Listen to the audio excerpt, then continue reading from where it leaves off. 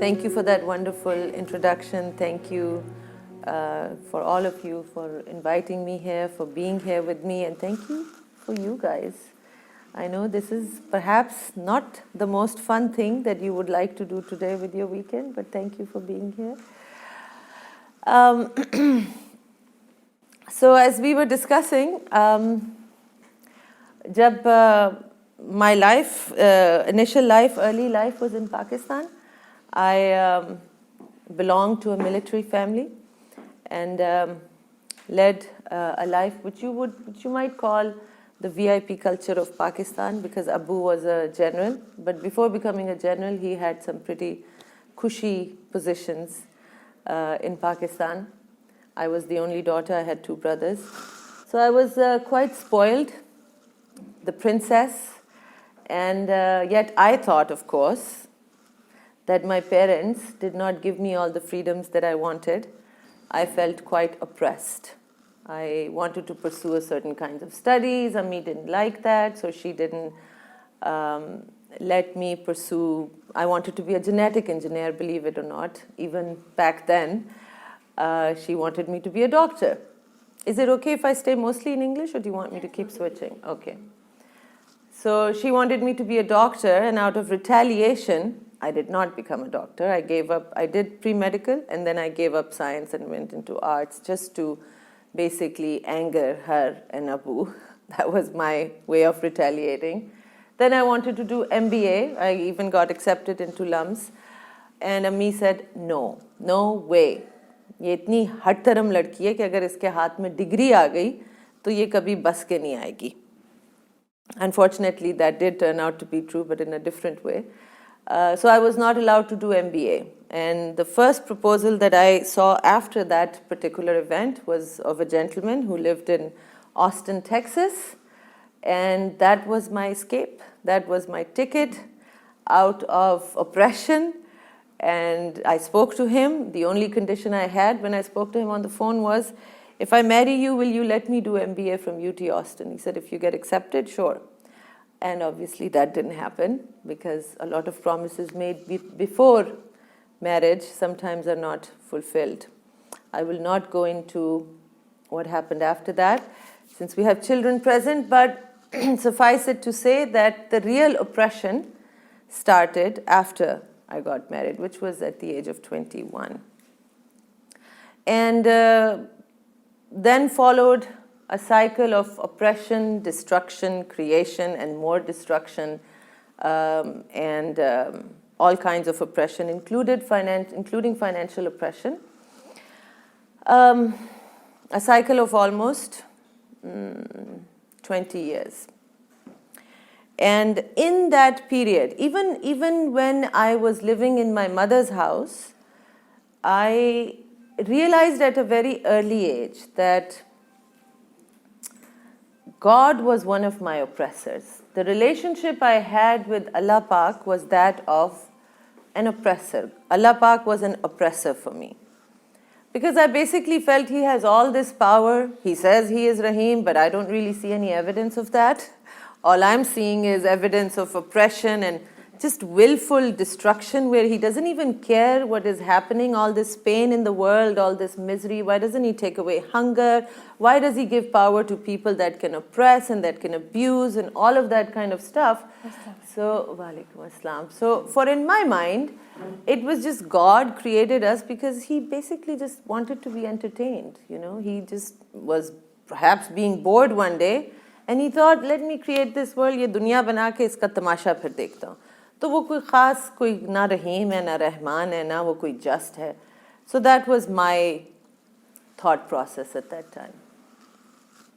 And I declared openly to him that I do realize, इतनी अकल थी कि ये समझ में आती थी बात कि पावरफुल बहरहाल वो बहुत है, पावर उसी के पास है. तो उसको मैंने एक दिन कहा ये, I was about 18, कि you know, there's not much I can do against your power, and I know you can destroy me right here, right this minute, but what I can do is hate you, not love you. And that I'm going to tell you right now, that I hate you. I absolutely hate you. One of the reasons why I hated him was because he made me a girl. I wanted to be a boy because all the boys in my family had all the fun. And I was told, you can't do this, you can't do this, तुम लड़की हो, तुम ये नहीं कर सकती, वो नहीं कर सकती. ये मुझे पता था कि दिमागी तौर पे I was actually smarter than most boys my age. I was more intelligent. So मुझे ये दिमाग देके फिर मुझे इस बॉडी में इसने डाला है, इसी का सारा कसूर है. So what I can do is blame him and hate him. So I did that for many years. I wanted to use my intellect and my intelligence to make a life of my choice. And that's what I set out to do. And for 20 years, time and again, against all of my best intentions, I was defeated. So after my second marriage also collapsed, I faced a situation of complete destruction, financial destruction. My career was over, my emotional health was over, my mental health was over. I now had 2 daughters. So I was a single mom of 2 daughters and in absolute destruction of life. And completely alone in America because Ammi Abu, of course, were in Pakistan. And no matter how strong my family was in Pakistan, I had to stay in America because of my daughters. I could not lose custody of them. So, wahan se my journey of, my real and actual journey of self-discovery started. Because I realized one thing, that in all of these situations in which I face destruction and heartbreak, one common denominator is always there. Can you guess what it was, the children? Can you guess what the one common denominator was? In what? The common denominator in all the situations. No, that I was there. That I was the common denominator. That I was present in all of these situations. So, something had to be going on with me. Because the roles of the people, the oppressors changed, but I was always there. So that's when I started to go inwards. Like, there has to be a better way to live life. There has to be something that I am missing, something that I didn't understand. So I started to go within, to find my answers within. And that led me to some wonderful teachers. I was fortunate enough that I was living in America. And, my financial situation changed. I started a business from scratch. Within 1 year, it hit $1 million. And since then, it's been just progressing and progressing, for which I'm very grateful to Allah Ta'ala. But that's not what I really want to focus on today. What I want to focus on is when I started to go within and I started to learn from these really amazing teachers, the Western mysticism, if you will, which is all derived from Eastern, mystic orders, but they have really perfected it in the language. The languaging is easy for us to understand today, right? Like we call it self-awareness or self-development, used to be called tazkiyah-e-batin by the Sufi Eram. So,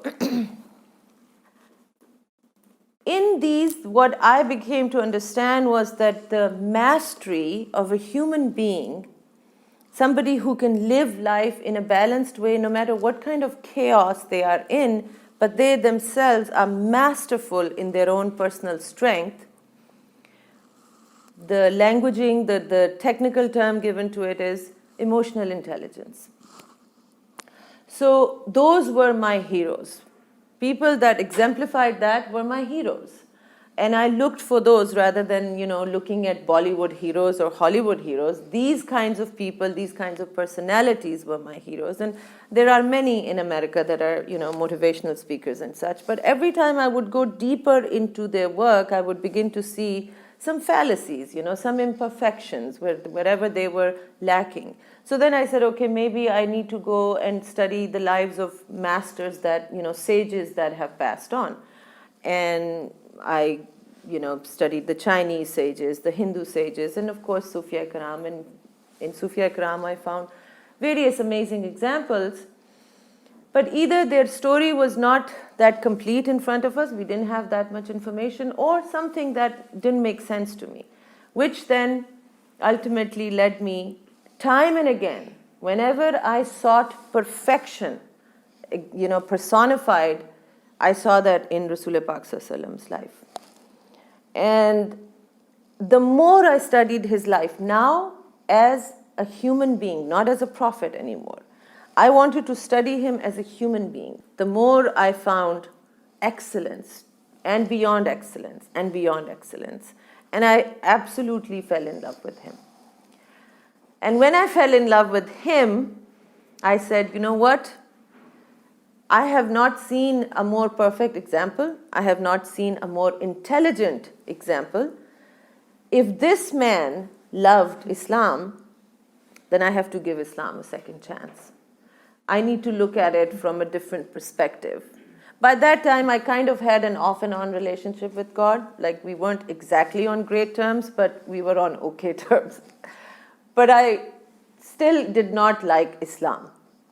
And so because of Prophet Muhammad Sallallahu Alaihi Wasallam, I started to give Islam a second chance. But now I was looking at it from a very different perspective, not the perspective of what I had been exposed to, perhaps what we call the mullah culture or whatever, but now from a perspective of wisdom, a perspective of a balanced life, of the secrets of leading a happy and balanced life. So from that perspective, and Allah Ta'ala with His grace and blessings, as you probably all know, many of you I'm sure have been through this journey as well, He started to open up the real and some of the truer meanings of religion.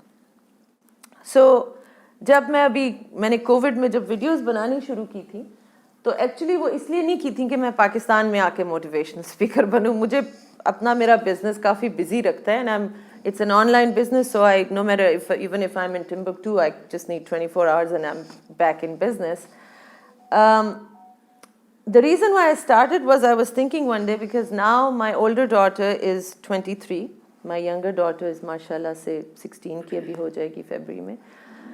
तो मुझे ये ख्याल है कि यार if I die, Covid किसी को भी हो सकता है और उसको शुरू में we just thought जिसको भी होगा they're not going to survive it. I thought if I die, तो ये तो अभी बहुत छोटी हैं. They haven't really gone through practical life examples. They haven't gone through real life yet. So if they need to consult with me और मैं मर आ गई, तो they won't have any way to reach me. So maybe I can make a few videos, put them online, and Allah की अगर मखलूक में से 2-3 लोगों को फ़ायदा हो गया, good enough. But actually I was making it for my daughters. कि कल को उनको कुछ सोचना हो कि माँ इस सिचुएशन में क्या करती, तो they would have something to fall back on. वो अब खुदा का करना ये हुआ है कि वो वायरल हो गई, और then I realized, okay, this is what Allah Ta'ala wants me to do. So what I share with you guys is, because मेरे जो 1-2 challenges हैं, तो directions नहीं मुझे समझ में आते. दूसरा, I am very, very lazy, extremely lazy. You look at what I have accomplished and you think ये बेचारी बहुत hard work करती होगी, बहुत काम कर. No. My secret is I figure out formulas, hacks, and I hack everything. फिर मैं उसी hacks पे चलती हूँ. खुद मैं बहुत lazy हूँ. So I have figured out a few life hacks as well. And 2 of those I wanted to share with you guys today. And I was so happy to hear that this is in alignment with the Dachi principles, because yes, I have a lot of background in the Western mind sciences, the modern mysticism of the West, but I really found the best explanation and practical examples actually through Quran and Islam. So that's why I combine the two. What I share with you guys is simply my understanding of these principles, okay? So there are 2 things, 2 formulas, the hacks, that I wanted to share with you guys today. Because मुझे जब questions आते हैं लोगों से ज़्यादातर, of course all of us are chasing happiness. We want to be happy. We want to figure out how to be happy. But really that's not what we are doing. Because chasing happiness is like chasing that carrot. We are running after it and we never catch it. What we are actually doing is avoiding misery. When we are not miserable, we say we are happy. So instead of chasing happiness, which is a futile goal, what we should be doing is figuring out how not to be miserable. That's what we are really trying to do. That's the human condition, is primarily upset when it's miserable. So what do we do to not be miserable? I have found Tawhid is the answer to that. And I hope when I explain my hack to you guys, you'll find some value in it. But before I go into that, I want to share one of my favorite formulas called the love formula. Because meri ammi was a founding member of Al-Huda. So for you, many of you, I think that should be enough, that you should know कि वो किस mindset की थी और what was my earliest exposure to Islam, right? Very harsh, very rigid. May Allah Ta'ala bless them all, they're doing wonderful work. But for me, it was absolutely unacceptable, and that's why I thought Allah Ta'ala is an oppressor. So for me to believe or understand that Allah Ta'ala loves us unconditionally was very difficult. But what I have found through experience and through studying all the different, cultures of the world, ancient cultures, mystic cultures, there is no doubt that Allah Ta'ala, the divine, is love. He loves intensely and infinitely. And unfortunately, whenever somebody speaks to us about Allah Ta'ala's love, all those amazing scholars also that we have, they say, Allah आपसे बहुत प्यार करता है, लेकिन फिर लेकिन के बाद वो अपनी कोई ना कोई उसमें condition बताते हैं. And I have an objection to that. There is no lekin. There is absolutely no lekin. Allah Ta'ala loves us unconditionally, intensely, and all the time. There is no lekin, okay? What they are trying to make sense of is कि अगर किसी को ये कह दिया कि अल्लाह बहुत प्यार करता है, unconditionally करता है, तो फिर इंसान तो शैतान बन जाएगा. There is a system of Allah Ta'ala that is always working. It's like the system of gravity, like physics. Physics का एक law है. And briefly I'll say, if I did all the rozas of Ramzan, and I was very pious, and I was very holy, and I prayed, and I did not commit any sin, ठीक है? And then there's another person who is doing the exact opposite. They are committing sins, they are being bad, एक रोज़ा भी नहीं रखा, कुछ भी नहीं किया.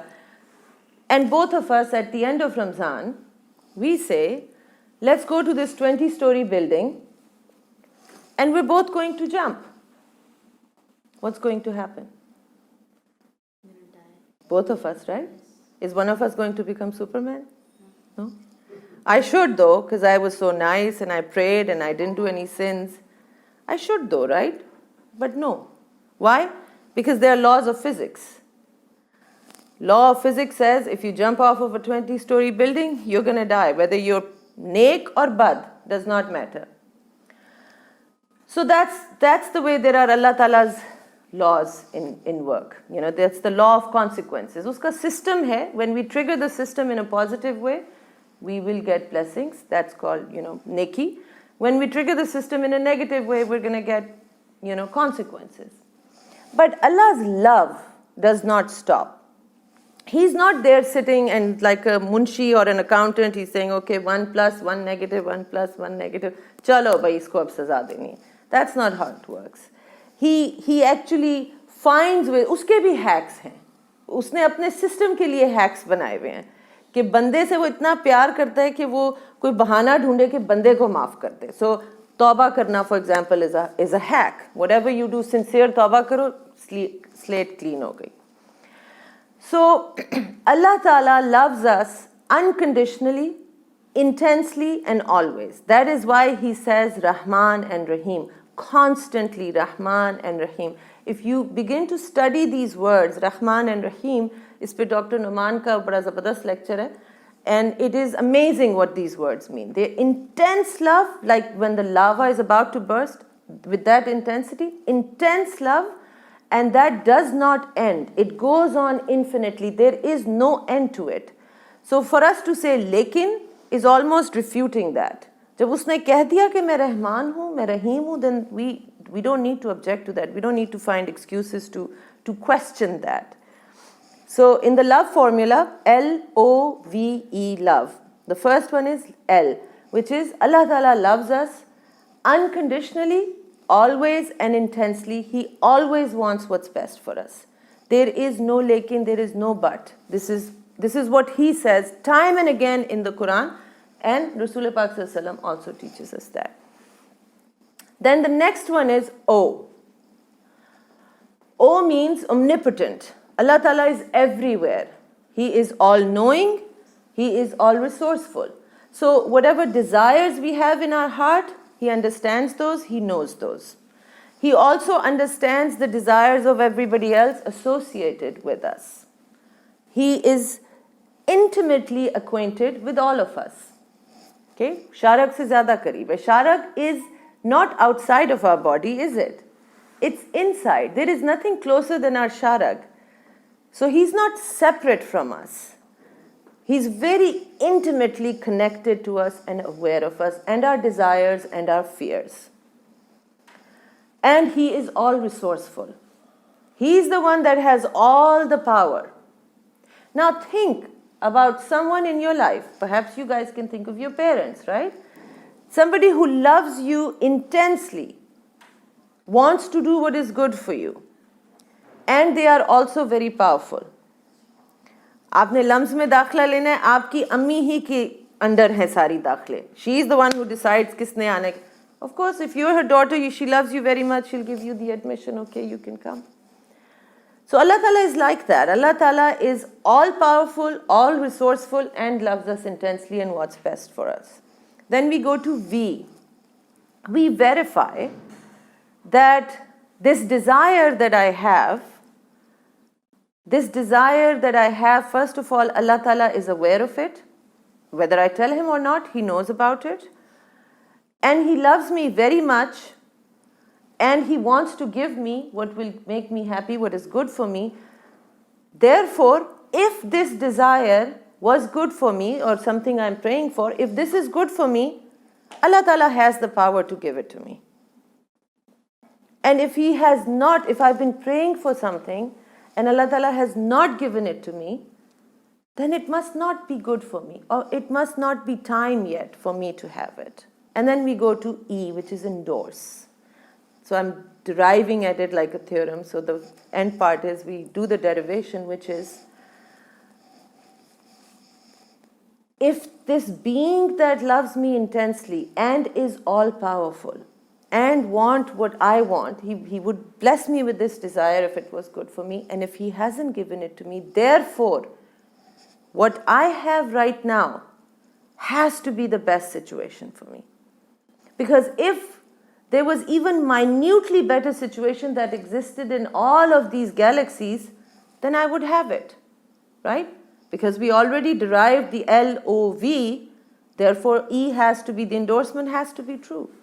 And this is how we fall in love with the present moment. That this present moment is here upon me because this being that loves me so much thought this was the best moment for me to have right now in this experience that I am. And if my brain is questioning it or if I am unhappy, it's because my brain is limited. And I am myopic. I can only see what is ahead of me right now.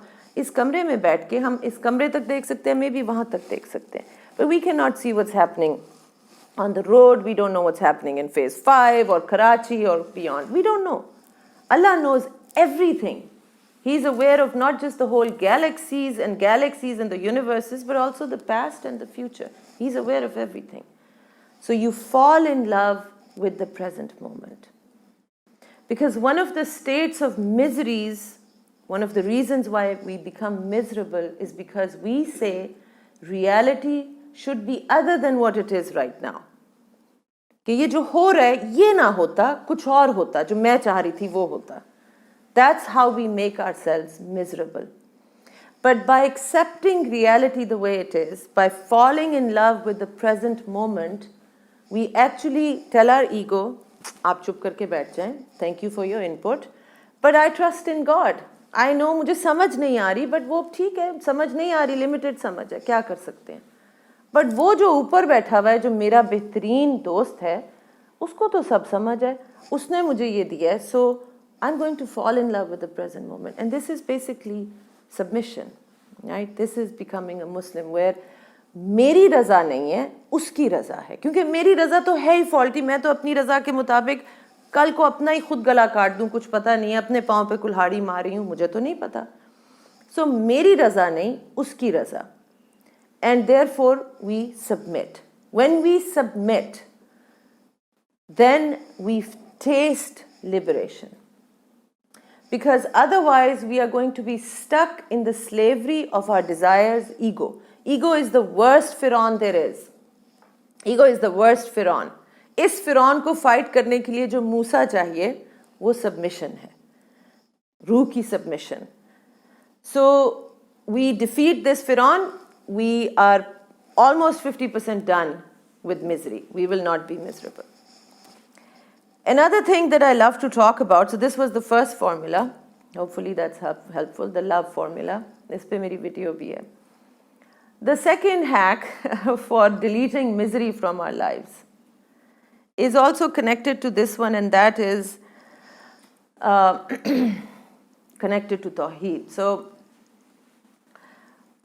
one of the things I learned, if you've ever studied Buddha and their mysticism, then we understand this concept of attachment. When we are attached to something, then that is an egoic attachment typically. So our desires, our wants, our desire to avoid pain, all of those are attachments. And attachments are not love. Majority of we love falling in love. It's a great feeling. Falling in love is probably one of the best feelings, one of the reasons to be alive. However, majority of us don't understand love. And it's actually an attachment, and we call it love. Love by itself is a very grand, very big feeling, and it's very healing, and it's truth, and it's very, very different. So, तौहीद हमें सिखाती है कि हम कहते हैं ला इलाहा इल्लल्लाह. That's the beginning. ला, हम ला से start करते हैं, and majority of us are still confused about la. We are stuck in the la. We haven't gone beyond ilaha illallah पे. So तौहीद की requirement है कि अल्लाह की ज़ात और उसके attributes में हम किसी को शरीक नहीं ठहरा सकते. All right, so हम बुतों की पूजा नहीं करते, लेकिन what I discovered, I was shocked, was कि हम रोज़ बुतों की पूजा करते हैं, और जितने बुत हमने बनाए हुए हैं, it is unbelievable. We are worshipping idols day and night. So उसकी ज़ात तो हम चूँकि मुसलमान पैदा हुए हैं, अल्हम्दुलिल्लाह, वो बात तो हमें समझ में आती है कि जी इबादत उसकी करनी है, अल्लाह वो है, ओके. बट उसकी एट्रीब्यूट्स फिर क्या हैं? You give me any problem, any miserable situation you're facing in life, and I'll show you कि तौहीद में गड़बड़ हो रही है, क्योंकि हम उसके attributes में रोज़ शरीक बनाते हैं. We have many शरीक.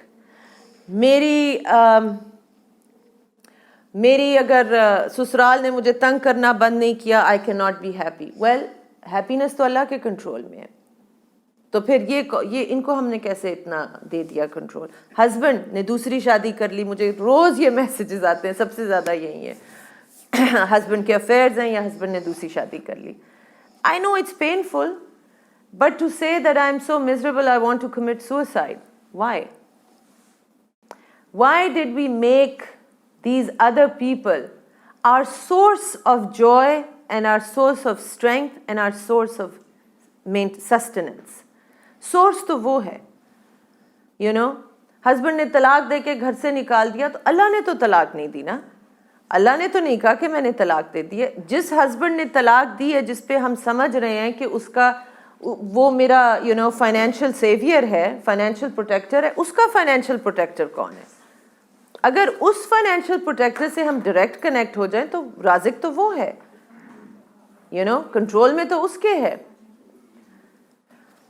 बच्चों को हमारे सबसे ज़्यादा मुश्किल काम होता है बच्चों की उस पर डील करना. बच्चों को हमारे कुछ हो जाए और हम उसमें तड़पने लग जाते हैं, which is of course one of the most natural things we do because they are children. But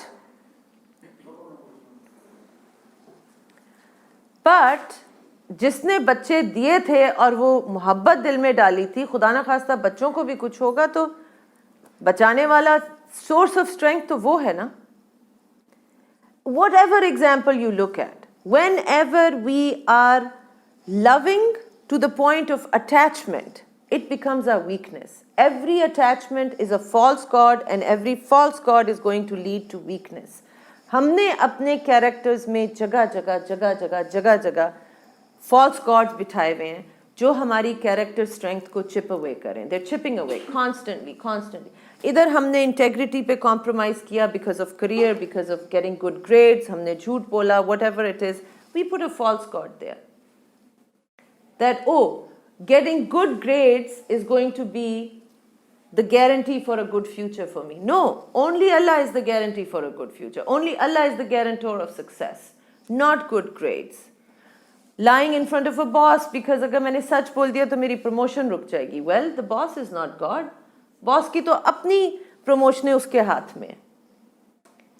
so when we begin to understand and we begin to connect कि ये सिर्फ बातें हमें इसलिए नहीं बताई गई कि किसी दिन मौत आएगी, किसी वो आगे जाके फ्यूचर में किसी दिन, because we are so sure we are going to live till 80, और फिर उसके बाद कुछ हिसाब किताब का होगा और फिर कहीं क़यामत आनी है. अभी बहुत टाइम है.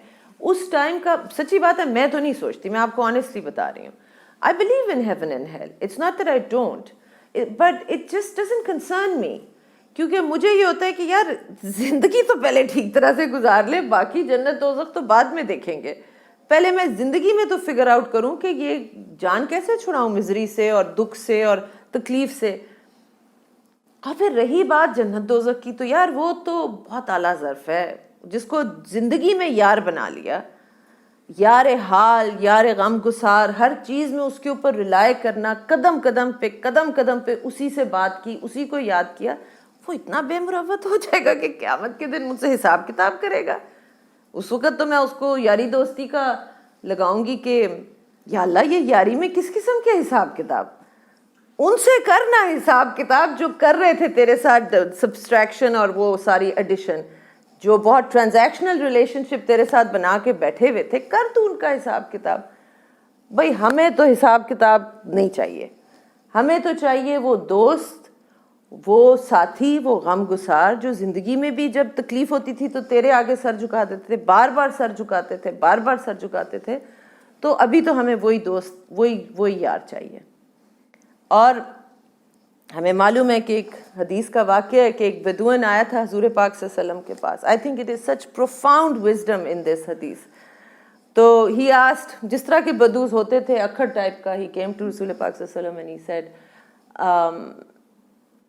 या मोहम्मद सल्लल्लाहु अलैहि वसल्लम, क़यामत के रोज़ हिसाब आप लेंगे या अल्लाह? अब नबी करीम सल्लल्लाहु अलैहि वसल्लम की ज़ात कौन सी है जो रहमत मशहूर थे उस वक़्त भी.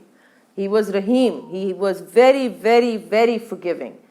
सो ही सेइंग क़यामत के रोज़ हिसाब किताब आप करेंगे, ये जन्नत दोज़ख का फ़ैसला या अल्लाह? तो उन्होंने कहा अल्लाह ताला. मुस्कुरा के उन्होंने कहा अल्लाह ताला. उनका फिर कोई डर नहीं. So I think that Bedouin was on the right track कि उसको मालूम था. Bedouins were very wise also. जो डेजर्ट का विजडम है, it was life hacks, you know, they knew life very closely.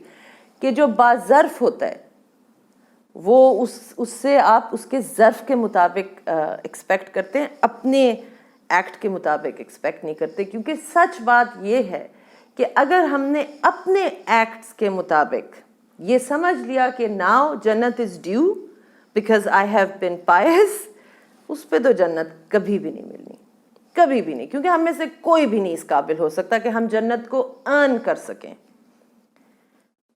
वो उसकी मर्सी और उसकी ग्रेस पे ही होगा इवेंचुअली हम सब के लिए. So for me, like I told you guys, I'm lazy and I try to find hacks and formulas. तो मुझे ये बहुत घाटे का फार्मूला लगता था कि एक तो मैं लेज़ी हूँ, मैं ज़्यादा इबादत भी नहीं कर सकती. रमज़ान के रोज़े भी कभी कभार मिस हो जाते हैं, बल्कि ज़्यादातर मिस ही होते हैं. नमाजें भी आगे पीछे होती रहती हैं. इसमें तो मारी गई मैं, ये तो मैं नहीं कर सकती. सो वो चीज़ ढूंढते हैं जिसमें उसने बार बार इशारों कनाइयों में गारंटीज़ दी हुई हैं.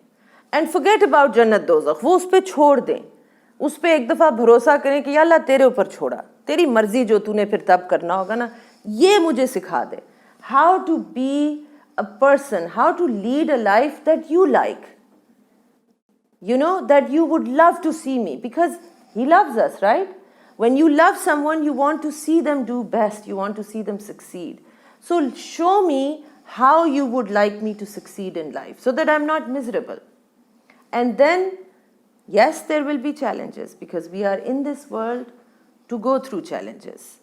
It cannot be the end of all challenges. However, we can be in the middle of a storm of challenges and still not be miserable.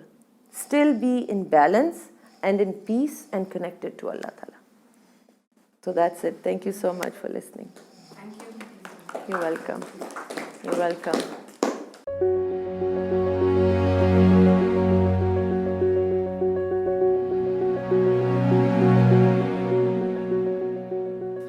I love this question, because I was recently giving an interview on this gentleman's show who used to be the life coach for Princess Diana, healer and life coach for Princess Diana. So I was on his show, and at the end of the show he asked me this question, that if you could go back to the Eram who was 21, 22 and was shocked how her life was turning out to be, what would you say and what would you do?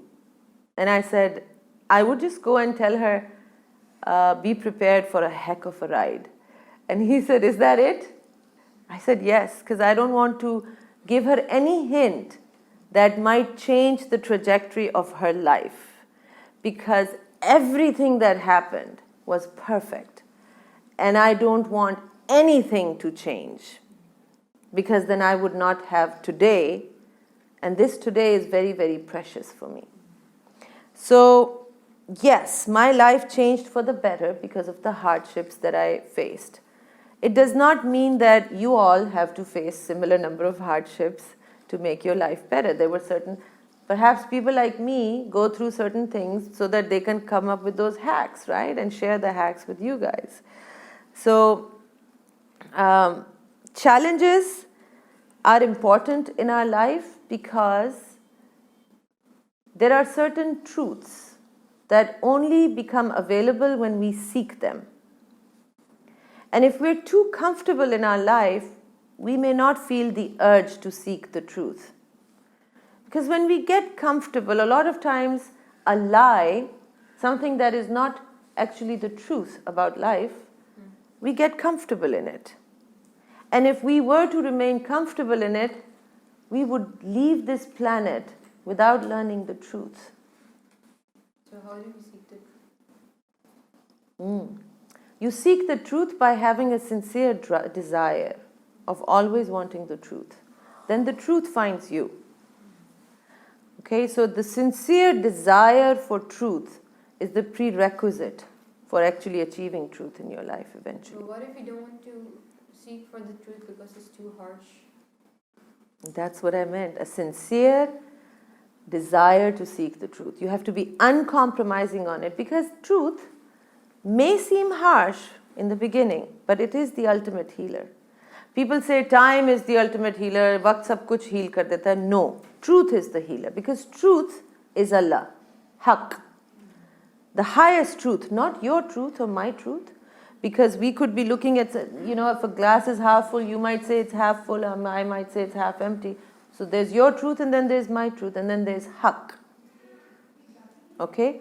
So when you're seeking the highest truth, then truth will find you, and it will heal you, and it will make you stronger. If you become truthful in your own personality, you will find that when you're older, truth is not going to be so hurtful for you. Right? हमारे friends कभी कभार हमें hurt कर देते हैं ना, but जो familiar friends होते हैं हम फिर भी उनके साथ अपनी दोस्ती ठीक कर ही लेते हैं, because they are friends, we know that they love us. It's the same thing with truth. So when you get older, but you've made truth your friend when you were young, and you get older and truth becomes hurtful in some way, then you're going to be still okay with it, because truth has been your friend.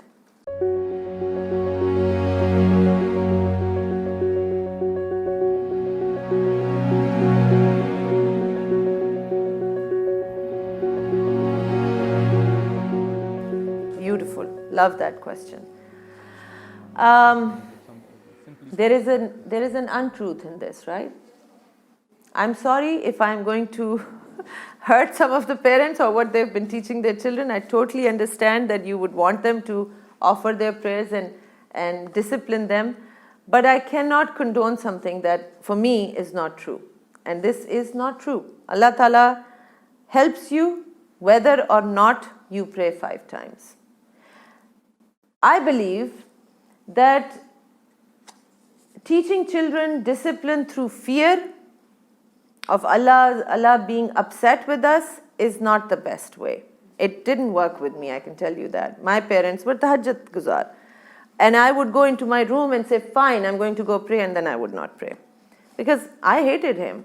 I was defying him. But because, I will say one thing, because I always sought truth, I was after the highest truth. वो फिर मुझे मिला truth, right? It was later on in life, after a lot of pain and suffering, but I got the truth. Truth is also a form of Allah. I didn't know that by loving truth, I was actually loving Allah. So, what I believe is that when we teach children to love Allah and to depend upon Allah unconditionally, then eventually they will do the things that they are meant to do. And discipline of namaz and prayers should be instilled in children, but through his love, not through his fear. We have suffered so much because of fear of Allah. So we need to teach children to love Allah and to trust Allah. So let me ask you, I'm going to put it to you this way, because when we are talking about religion and we look at Rasulullah Pak Sallallahu Alaihi Wasallam's life, he only talked, with children, he was only love, right? So let's talk about this. When you have a best friend, do you have a best friend? Okay. Does anybody of you, do you like anybody as a friend? Is it a best teacher? Is it your parents that you love? Who do you love very much that you don't want to be without them? Parents. Ammi. Okay. Agar Ammi aapki ye kahen ki you're going to live in Pakistan but she's going to move to America, how would you feel? I'll say that, okay, that's what Allah wanted. No, I don't want you to say what you think I want you to say. I want you to say what you would really feel.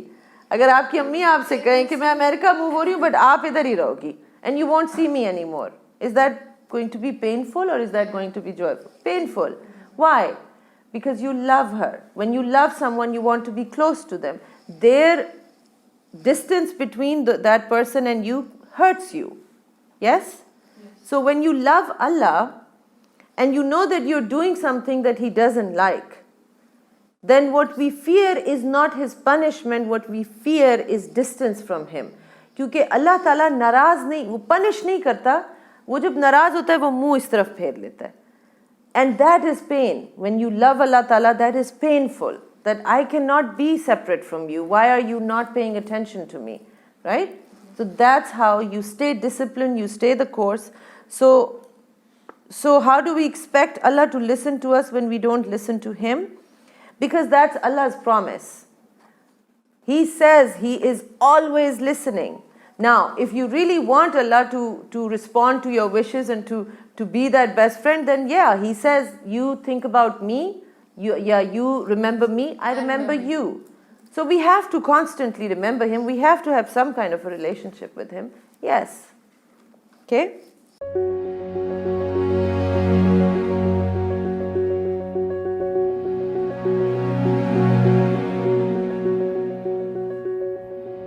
I am not, you guys think I'm going to be that kind of transformational teacher who's going to say, Jo karna hai karo bachcho, aap logon ko azadi hai. No. When you are under your parents' roof, you have to. So this is how I raised my children. When they are under my roof, my rules. Simple as that. If you are under my roof, I pay for your tuition, I pay for your living expenses and everything. My rules. And then after they are 21, 22, then I let them have more freedom. Like the one daughter I have, she's 23. She has more freedom of choice than maybe my 16-year-old. But I don't own her. if she's going to do something that is absolutely not allowed under my roof, and she wants to continue to do it, she has to leave my roof. It's as simple as that. She has to go make a living on her own, and she won't do that because she's too comfortable living under my roof. I think it's a different topic, but I believe that we start to think that because this is my child, I own this child. I am very different in that thinking. We are stewards of all that God has given us, including children. And so whatever tarbiyat and upbringing we do, that is up to a certain age, and after that we have to let them be adults, make mistakes.